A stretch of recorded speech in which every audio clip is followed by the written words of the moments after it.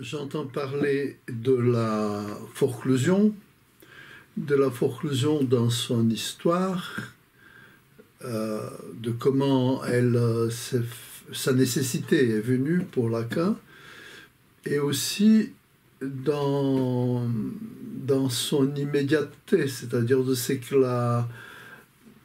qui s'est passé au moment où Lacan formulait la forclusion.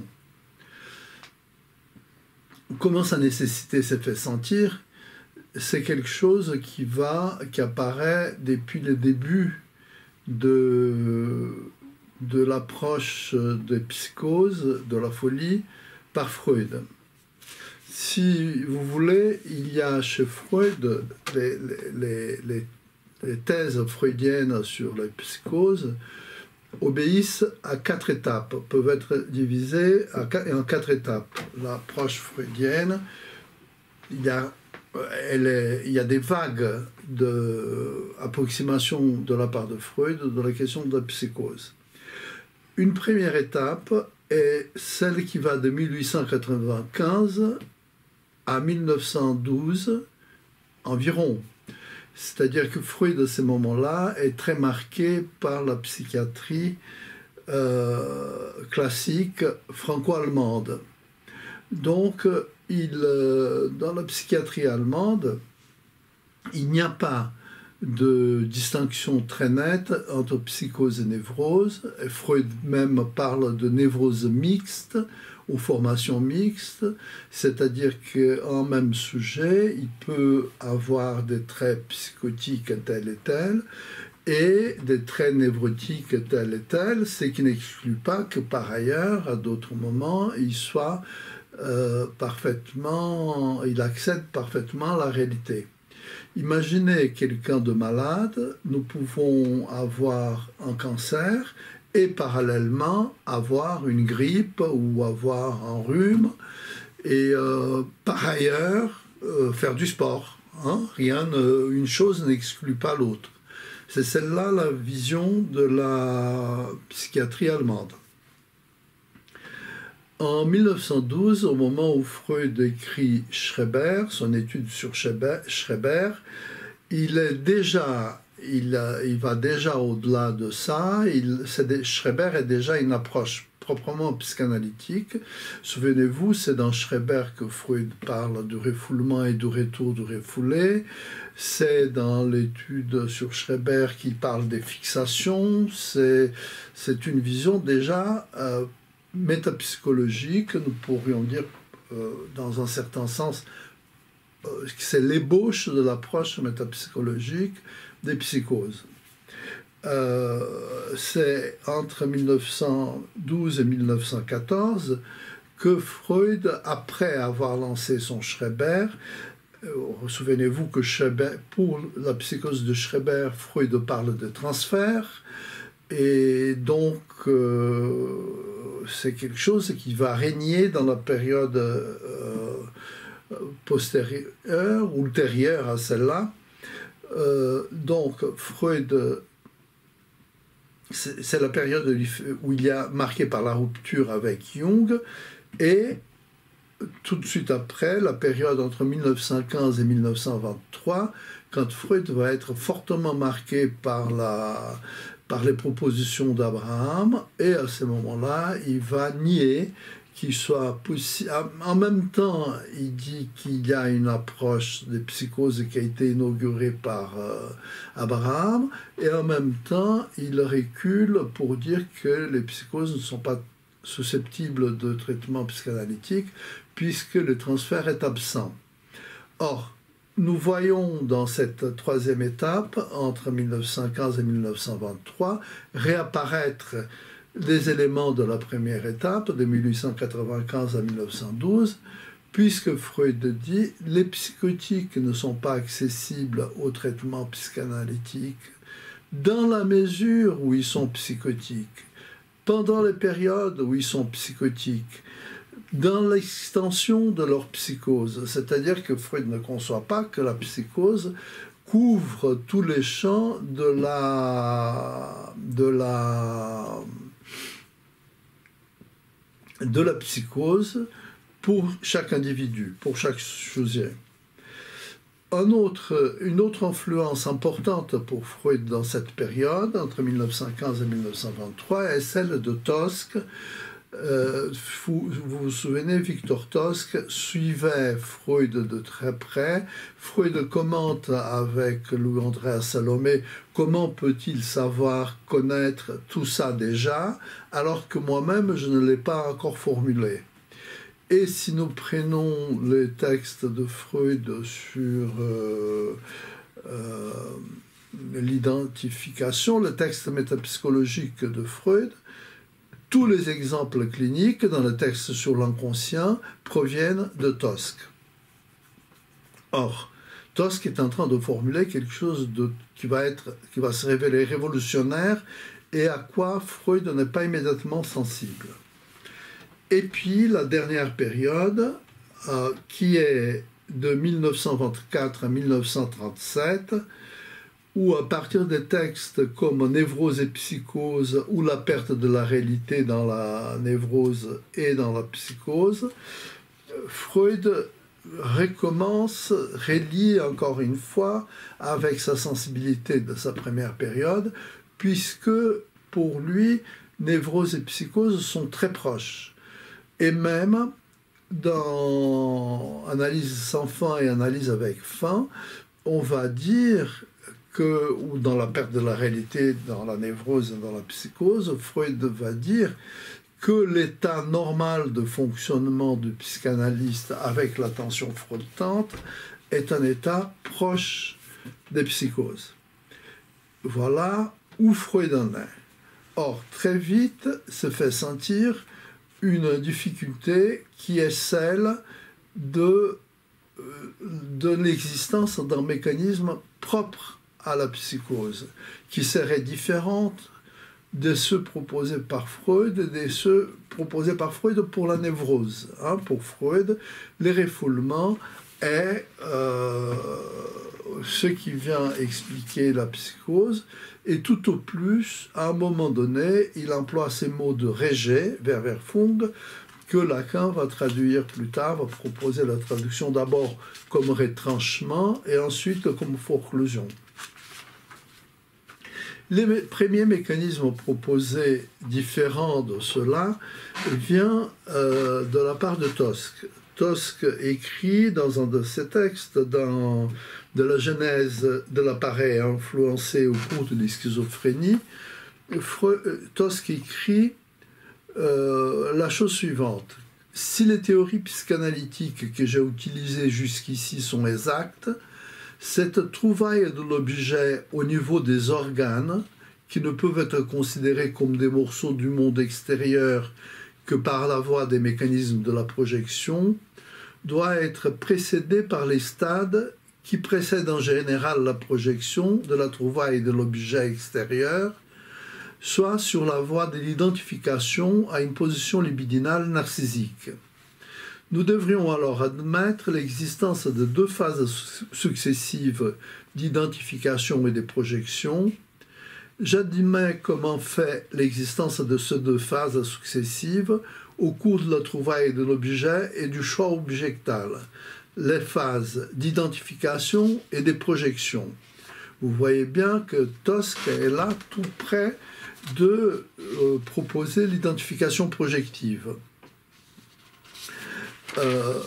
Le deuxième auteur qui va proposer un autre mécanisme pour la psychose est René Laforgue, qui écrit à Freud en 1926 pour expliquer sa contribution.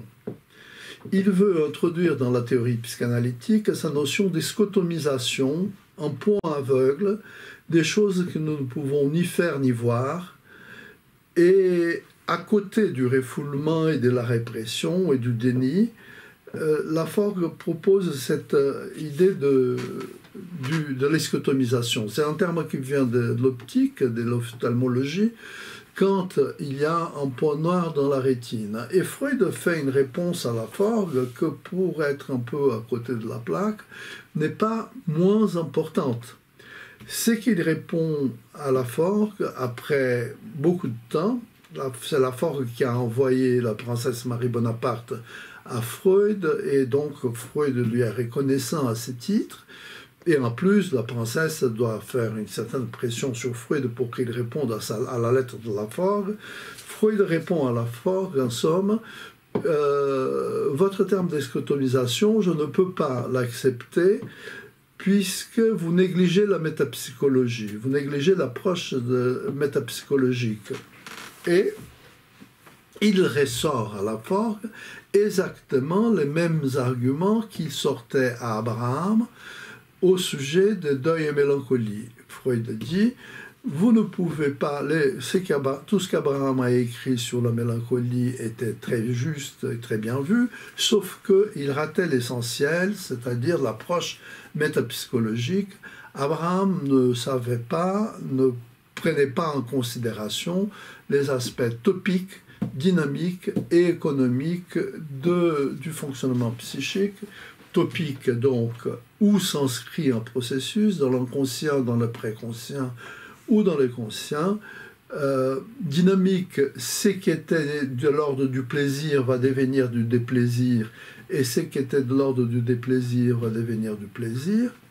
Et finalement, l'aspect économique, qui est comment l'énergie psychique, si on peut dire, comment la libido se distribue dans tous ces systèmes.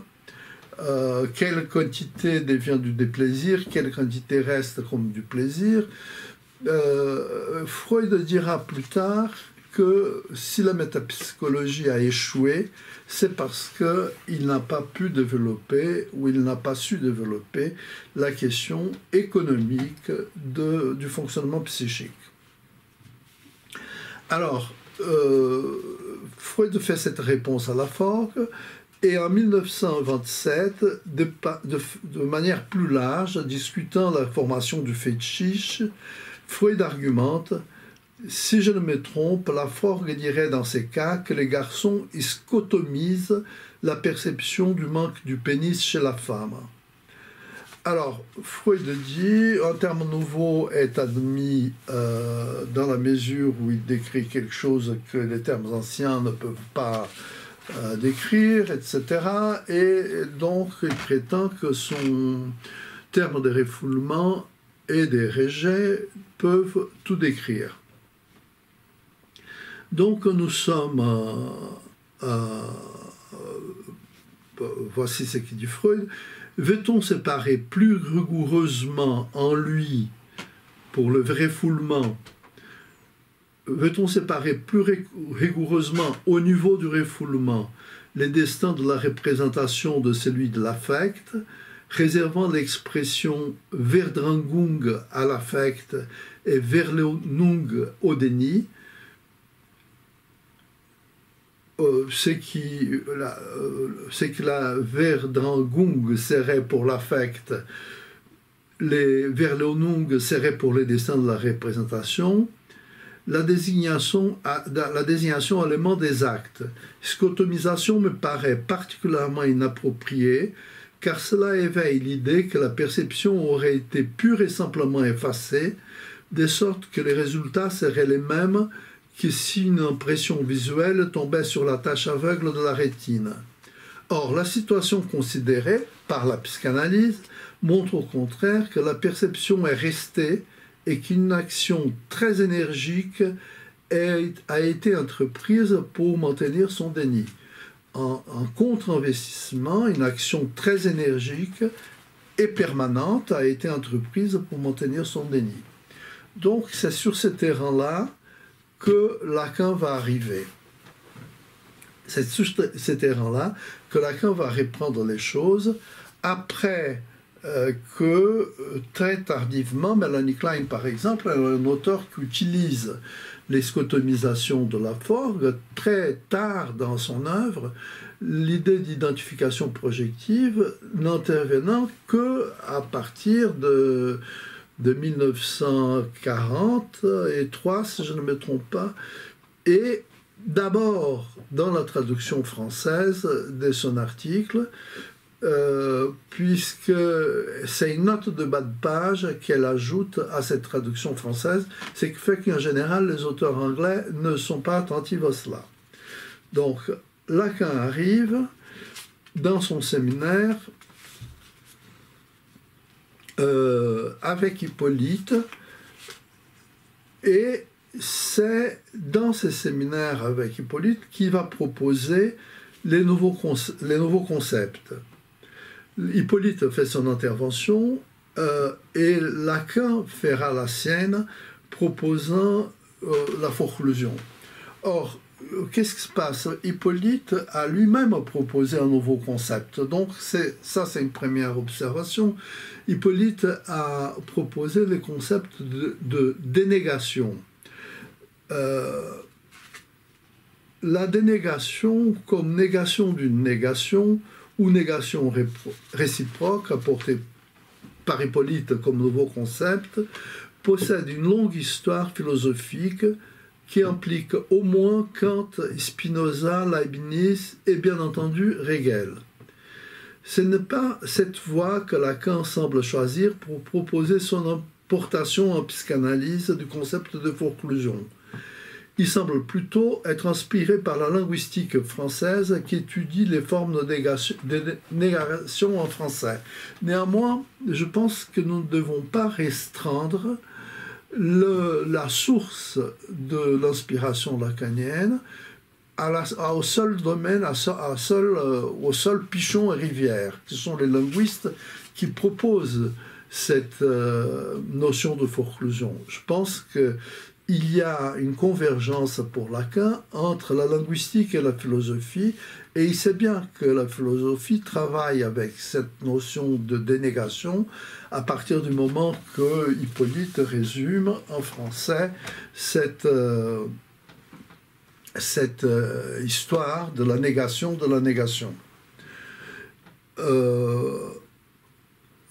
Le simple fait qu'Hippolyte propose un nouveau concept, je pense, amène Lacan déclenche chez Lacan cette nécessité de proposer lui-même un nouveau concept.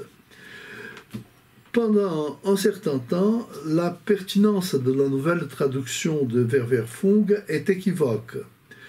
Lacan l'a fait apparaître en parallèle aux termes de répression, de désaveu ou de déplacement, mélangeant d'une certaine façon différents niveaux proposés par Freud, même si les processus primaires et secondaires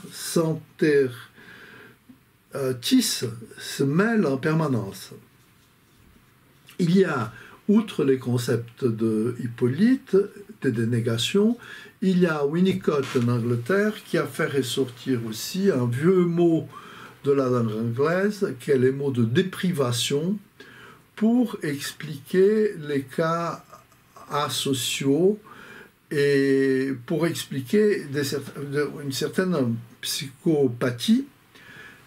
Déprivation, ce n'est pas simplement la privation. Déprivation, c'est la privation après qu'une possession ait eu lieu. J'ai eu quelque chose que j'ai perdu. C'est cela la déprivation. Contrairement à la privation simplement, qui est ne jamais avoir eu cette chose. Donc, nous avons Hippolyte avec la dénégation, nous avons Winnicott avec la déprivation, et Lacan a affirmé la forclusion.